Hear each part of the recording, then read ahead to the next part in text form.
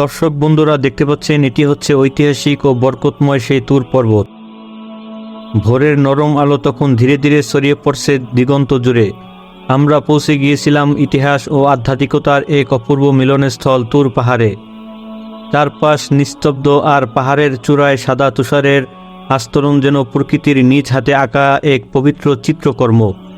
সেই দৃশ্য ছিল চোখ জোড়ানো, হৃদয় স্পর্শ করা এক অসাধারণ অনুভূতি। শীতল বাতাস মুখ ছুঁয়ে যাচ্ছিল, আর প্রতিটি পদক্ষেপে অনুভব করছিলাম এক অদ্ভুত প্রশান্তি।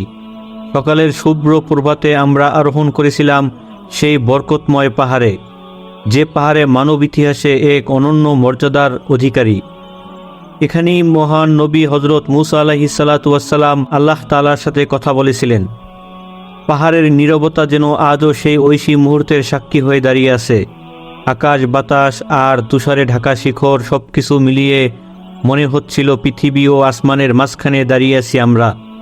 এটি শুধু একটি ভ্রমণ ছিল না, এটি ছিল আত্মাকে ছুঁয়ে যাওয়া এক আধ্যাত্মিক যাত্রা, যা হৃদয়ে রেখে গেছে গভীর শ্রদ্ধা, বিস্ময় এবং অনন্ত প্রশান্তির স্মৃতি।